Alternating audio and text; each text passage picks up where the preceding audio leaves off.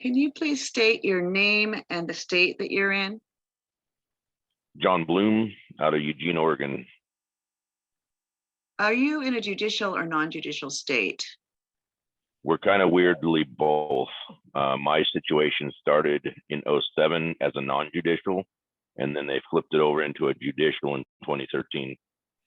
I see. How many foreclosures have you had, and on how many properties?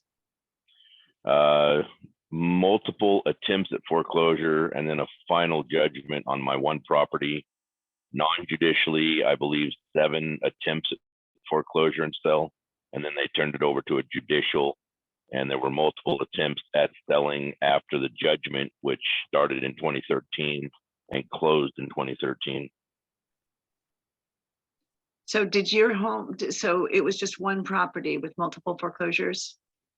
Correct, multiple attempts at foreclosure, but then they finally did a judgment judicially and won that judgment in the end of 2013. And after that judgment had been entered, they've attempted to foreclose or sell multiple times and finally sold it back on a credit bid to themselves in February of 2019. Are you still in the home?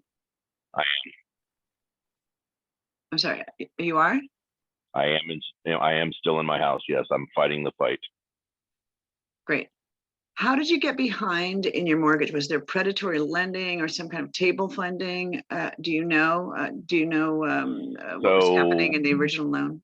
A combination of things. I refinanced my original loan in 2006, and at that point, I was pulled into a predatory loan situation. My situation is kind of unique in that the lender broker on that refinance was already revoked his business license. So he had no license to be conducting business. He was already in court for mortgage fraud. A judge had revoked his license in '05. He and 2 employees ended up doing 3.5 years of jail time plus restitutions. And it snowballs ugly from there. What company was that? The original company was Gordon Lending Corporation out of Dublin, Ohio, Columbus, Ohio. Okay, all right. So forged and facially invalid assignments and endorsements have been filed and used as a basis to foreclose in millions of cases. Please describe any that you or any expert investigator or witness found in your case. So in my situation, that broker lender signed a contract, or I signed a contract in 2006. He immediately, on the same day, prior to my signing the paperwork, before I ever put pen to paper, had an employee in his location in Ohio, 3 hours ahead of me, signed off and sold the documents to Washington Mutual. Washington Mutual didn't fold until 2008, but I have assignments to Deutsche Bank from WAMU in '07, which, as trustee of the trust, I'm on the phone, sorry. Deutsche Bank, as trustee to the trust that WAMU put it into, allegedly assigned themselves to the documents through robo-signatures, through lender processing services out of Minnesota. And I have affidavits and factual documents proving all of that fraud. Thank you. Entities foreclosing are representing themselves to be trustees for trusts, yet these trusts often no longer exist or have no capacity to demand foreclosure. What, if anything, indicated to you that this was happening in your case? When I started educating myself after the judicial process in 2013, I became aware that a lot of these trusts were factually closed shortly after they were opened, just because they were a money funnel for the banks. My particular trust that I'm allegedly in, which I never found my loan number in, opened in, I believe, February of '06, and it was closed in December of '06. That being stated, there is a closed document with the SEC. There are still a bunch of loan numbers in that document, but as far as everything I see and read, it's a closed unit, a closed trust, and liquidated as of December 2006. And Did you those assignments are out of that trust. Did you ever get any evidence that the entity foreclosing on you was the party that was owed the debt? Never. What was your experience in getting discovery in your case? I've never had discovery. In 2013, I wasn't aware that there was a judicial process going on because the pretend lender at that time took over from Chase was Select Portfolio Servicing, as many people know out of Utah. I started going into I can't remember the name of the loan now, a short-term loan, a fix-it loan, and was in the process with them attempting to get paperwork to them. And like everybody else, it was get the paperwork in. It's not right. The I's aren't dotted. The T's aren't crossed. Something's not right. The date's not right. So we played that game for about a year and a half and never got to the bottom of it. And then I started becoming aware of the situation, and I started asking for proof of ownership, and they could never show proof of ownership.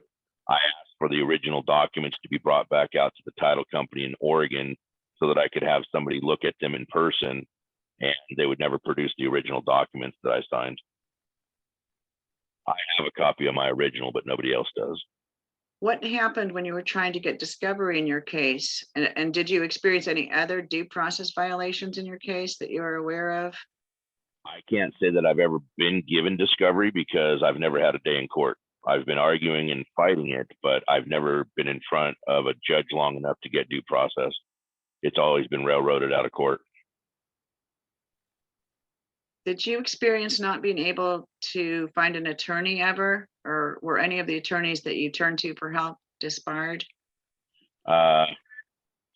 Every attempt I've made at banging on doors with an attorney, I either get kicked out the door because they don't want to touch the case, or I know more than they know, so there's no sense in using them because they're not going to, spend my money wisely. I've called in excess of probably 350, 360 law firms between Oregon, Washington, Idaho, surrounding states that can work in my state. And I've yet to find an attorney willing to go to bat. Did you learn about any conflicting interests that the judge or any attorneys in your case had, which they did not report? I can't prove anything, but in this year alone, I've had 2 judges that have coached attorneys in the courtroom. I asked one judge point blank to request proof of retainer through the attorney I was fighting against, and she flat told me we weren't going to argue that point, and that if that attorney was in the courtroom for Deutsche Bank, that's who they were working for, and she wasn't going to request proof of retainer for that. And if I asked again, I was going to be put in contempt of court.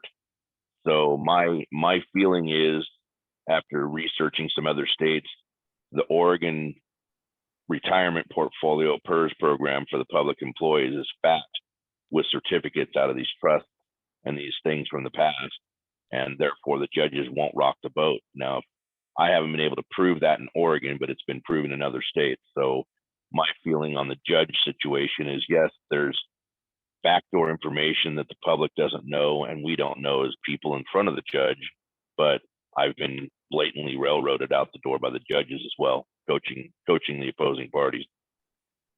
Thank you.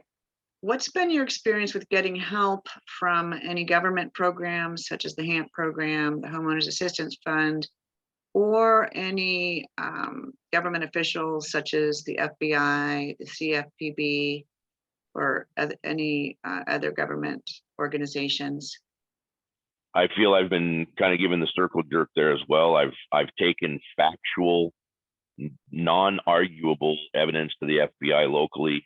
They sent it up the food chain, and I got a "sorry, we can't help you" letter from upstate. And FBI is supposed to have a group of people working specifically on mortgage fraud, and somehow, even though I have factual evidence showing proof of fraud, proof of void, I've been turned off. They won't talk to me or won't work with me. I've had the same problem with senators local in my state. We had a town hall meeting with Senator Wyden in front of everybody, and I was allowed to ask him a blanket, blunt question about the funds that were supposed to help homeowners back in 2010 and where those funds have gone, because I'm a homeowner that was obviously messed with back in I was 2006, and that money was supposed to help me as far as fixing the loan if it could happen, and never saw any of that help, never saw any of that money. I've tried to do HAMP, I've tried to do some of the other stuff. I've never gotten anything out of the CFPB. I think I got one letter from them stating they couldn't do anything for me back in 2013 or 14, but nothing else since then. Tried real hard with the FBI because you would figure that they could do something for you if they have a mortgage fraud department. And even though I gave them all the evidence they need and all the facts they need on my situation, they couldn't help me. They wouldn't help me and don't have anybody to help me, supposedly. Many homeowners have found that kind of thing very frustrating, and there have been different kinds of damages besides that, besides the emotional damage of not being listened to. Many damages that have happened to homeowners.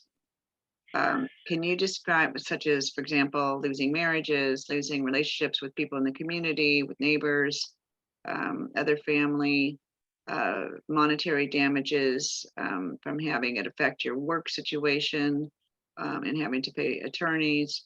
Can you describe, or even health damages? Can you describe any damages that you can think of that you've experienced from the process of losing your property? So there's been many. I mean, so the first part of that process is starting back in 07, when they would put my my property in the paper to put it up for sale as a non-judicial foreclosure. I would have people in the community that I know, call me up saying, "Hey, why are you selling your house? What's going on? What's going on?" So, I call that a defamation of character right out the door, having to explain why my house is up on the sale market when I'm not moving. I've been in this property since 2003 as a mechanic and fabricator. I used to work out in the public doing jobs, working for other people.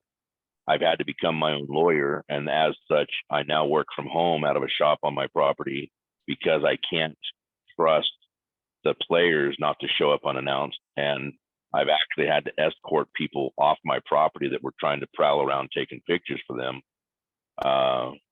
In addition to that, back in the day, we'd have people banging on the front door asking to take pictures, and my wife won't open the front door, won't answer the front door now because she's afraid it's the sheriff telling us it's time to move.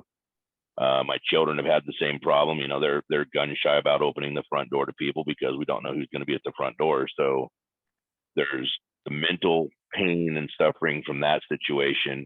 The fact that my wife and children and I, are gun shy about opening a front door because you're afraid it's the sheriff telling you it's time to move out. In addition to the defamation of character, where it's looking like I'm a bad guy because I haven't paid my mortgage or something, and I'm now foreclosed. In addition to, dealing with the fact that, I'm not making the money I should be making as a mechanic fabricator because half the time spent on the computer doing research as a lawyer, instead of doing my normal job as a mechanic fabricator. So, that wears on a body. I'm arguing and been fighting this stuff since 07, and it's starting to wear on a guy. I've fight the fight, and I'm a pretty stubborn individual, so I am still in my house for that reason, but it's starting to wear. Absolutely. And so obviously you've experienced monetary loss because of the time it's taken away from you being a provider. Absolutely. Okay, well, thank you. And that is good. And is there any final statement you'd like to make, something that you'd like people to know about what you're going through? There's a whole lot of us in the same fight, and all I can say to anybody fighting the fight is, stay strong, stay stubborn. And if your family with, husband and wife situation, communicate with each other. And as far as, if this information actually makes it to somebody with a listening ear, it's time for a change, because what I see on the wall is that we're heading into that same implosion bubble that happened in 2010. We're right on the cusp of that, I believe, and it's going to be worse this time around than it was then.